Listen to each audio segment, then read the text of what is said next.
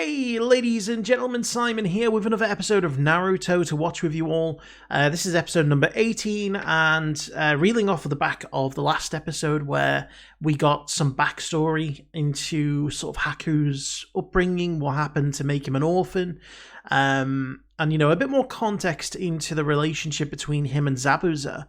Obviously we learned that Haku came from a village who really did not... I mean, they pretty much hated anyone with Kekkei Genkai, with, you know, any kind of an ability, an innate ability that's, you know, born through genetics that ultimately Haku has, and his mother had. And when he discovered this power, unfortunately his father saw. And so it was one of those moments where you really hate to see what happened. It's really something... It's hard to fathom how a parent can go from unconditional love, well, I suppose not unconditional love in that case, but how a parent can go from, you know, loving a child dearly to wanting it dead because of something it doesn't have any, you know, control over. And again, it kind of hits home for, you know, people who find themselves outed because of their sexuality or their gender identity. You know, there's a lot of situations whereby, you know, parents can go from a loving, doting parent to someone who completely and outright rejects their child because it's something the child doesn't really have much control over. And it's always difficult to try and comprehend that. And in this case, it's because of an ability that Haku was born with. But we saw the Haku under extreme stress, you know, killed his father. Can't really blame him though. And then, you know, we saw how Zabuza picked up the pieces and, you know, molded Haku into a weapon. Whether that's how they both still see that relationship, I'm not 100% certain. I'm really not. They feel closer together. But that whole situation calmed down Naruto and brought him out of the nine-tailed fox rage, which, you know, again, we learned that it wasn't that the seal was broken, it was just that it was loosened, which is concerning because, you know, a seal typically shouldn't be loosened. Obviously, it's better than it being broken, but it kind of indicates that, you know, this is liable to happen again. We still don't have any kind of an idea what's going on with Sasuke. Sasuke is down, apparently dead, or extremely badly injured. And there was no real sort of mention of him last episode. So I'm hoping that, you know, that's going to be the main focus of this episode, is finding out what's going on with him, bring the whole fight to an end, and then we can move forward and see what happens there. But like I say, I'm still very much enjoying this show, and I'm feeling a real connection to it as well, which is great. It's what you want. But we're going to jump in. Before we do, I want to say a big thank you to my Patreon super supporters: Frank Tremel, Karen Abel, Ace, Nick Walters, The Seven Deadly Sins, Damon Smallwood, Michael Y, IrishCal, Richafa, Isabelle Gros-Louis, and Mr. Greg 89. So, without further ado, let us jump in and see what happens next. Okay, so we're not getting a recap, which is interesting. Naruto and the others are fighting and risking their lives while the rest of us do nothing. Uh-oh. I've given up fighting. Fighting is for heroes, like your father. See what good isn't one dead hero enough? I can see where he gets his pessimistic attitude from, in Ari. Well, I don't want to live a life of regrets either. Yeah. That's why we've got to fight. Live your life so you have nothing to regret. There you go. I know you care about everyone. He's believing in his message again. You and mother and grandfather and everyone. Hurry, come to the bridge. Our little Inari's become a man. No, he's still a kid. He's And you, dear, matured. sure you want to send him off all on his own? That's what I mean. Come on, look at you. You're basically an old man. What have you got to lose?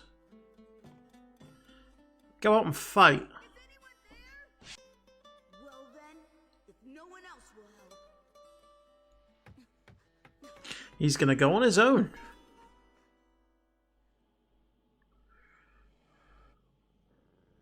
I wonder if the death of a child would be enough to energize the village.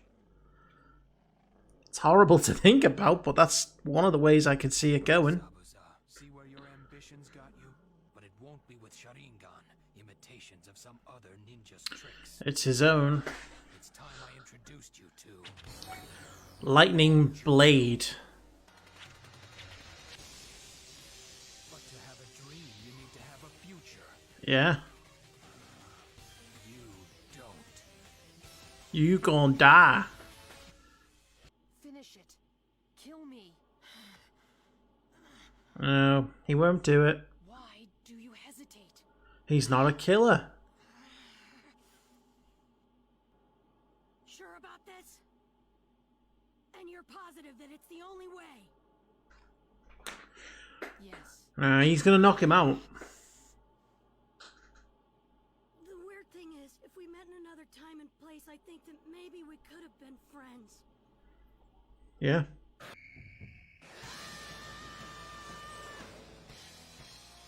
Thank you, Naruto. No. Just knock him out. That's all you need to do.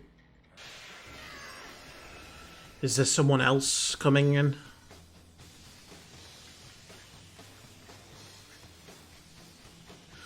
Or does Haku sense how much trouble Zabbers is in? Uh-oh, that's an ice mirror. What is going on?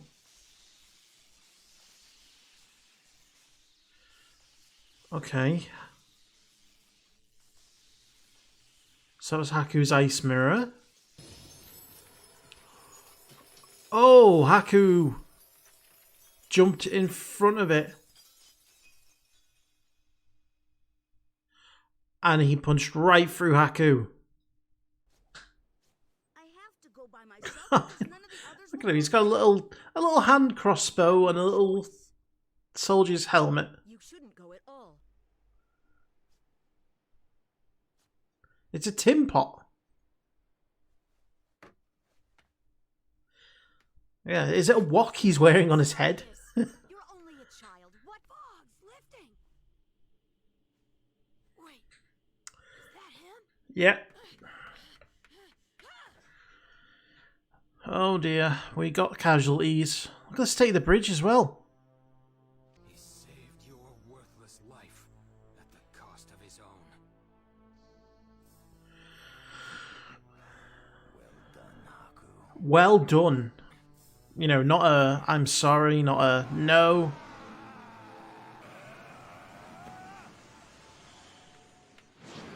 Oh, okay. If you can't let go, then save the child. Having a corpse in your arms. The way he just so coldly talks about Haku as a corpse. Well, definitely was not expecting child death when I started watching this show. Naruto! Over here! Yeah, she doesn't even realize. Does anyone realize Sasuke is dead? So you and Sasuke are alright? No. No, Sakura.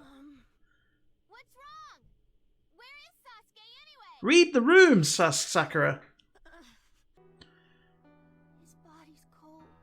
This isn't just one of his genjutsu tricks. Nope, he is dead. Go on. You don't need to be brave on my account.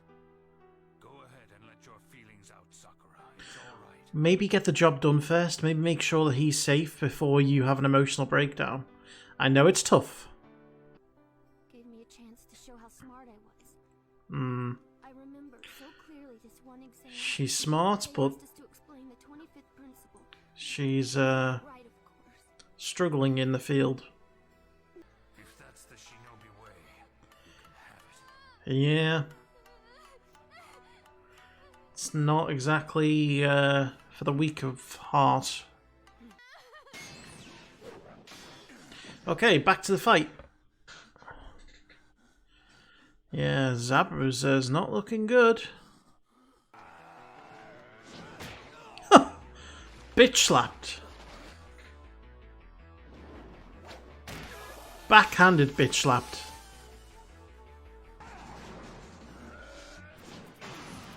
Again, watch the bridge. Look at you. Well, well. Is that Gato? This is how it turns out, huh? Oh. He's doing a reverse swing. That was just enough to stop him from getting a swipe in. Who was the guy with the cane? Both of your arms are useless. You look like yesterday's sashimi. Good, he's here. We can kill him now. Disappointed. Holy shit, where did you get all those guys from? Okay, so, the fight continues, but the good thing about Gato being there is that he is now in danger, you know. I know he has a lot of men, and, you know, it does kind of, I guess it begs the question of why did he need Zabuza in the first place if he had that many men? And maybe he knew that, you know, the bridge builder was going to be protected by Shinobi. Maybe it was just for his own amusement, I'm not sure.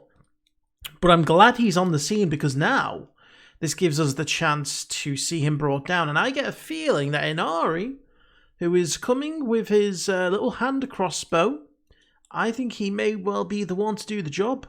Just as you expect Gato to be sort of ready to win, he doesn't expect a kid to come from nowhere with a little hand crossbow. I don't know where Inari got it from, but either way, yeah, I got a feeling he'll just pop up, go pop, and stab him right through the chest with an arrow.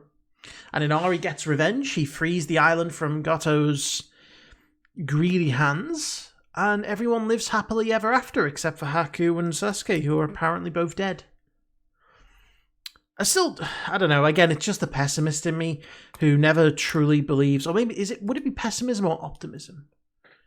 Because technically speaking, I am hoping that they're not dead, but I'm at the same time putting the show down because I don't trust it that it's killed them off permanently. I'm not sure. I'm either an optimist or a pessimist. I am optipessimistic. That's a word I've just made up and I'm using. That they, you know, aren't dead. Haku certainly would be more likely, I guess, to die, having been a character introduced later and being associated with a villain. And Zabuza, again, I've kind of shifted on him. I've been thinking, oh, well, he's got some good traits, and maybe he will, you know, maybe he's doing this for a reason, and maybe his relationship with Haku is closer than I think.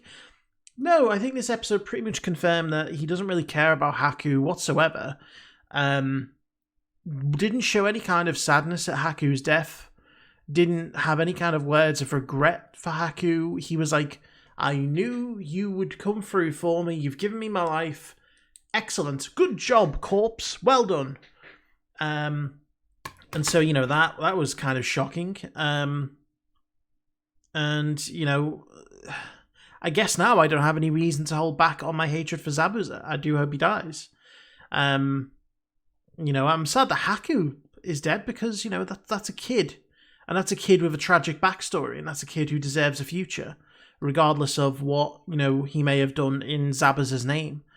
You know, in the same way that you would say Sasuke deserves a future, because he's just a kid with a tragic backstory, I imagine. You know, his whole village is gone. And so that's kind of why I don't believe that Sasuke is dead, because, you know, he's still got this backstory to avenge and to explore. Haku, we've kind of seen all of his backstory, and his story is tied into Zabuza, so, you know, it's less certain about where his fate lies, but, you know, only time will tell, I guess. But again, this battle never ends, you know. At this point, I'm thinking, you know what, Gato? It would have been easier for you to order Zabuza and Haku to destroy the bridge than to kill the bridge builder, because the bridge builder wasn't there. They could have just gone and destroyed the bridge. There's no way he could afford to restart it. You know, they could have scared away his workers, just threatened them. You know, obviously no one is willing to stand up to Gato. And less people in his workforce would once, you know, they start to get hounded and once the bridge was destroyed. So, you know, Gato is really not doing this the smart way. But then again, I don't think he's a smart man. But anyway, ladies and gentlemen, thank you very much for watching. I hope you enjoyed that, and I will see you for the next one.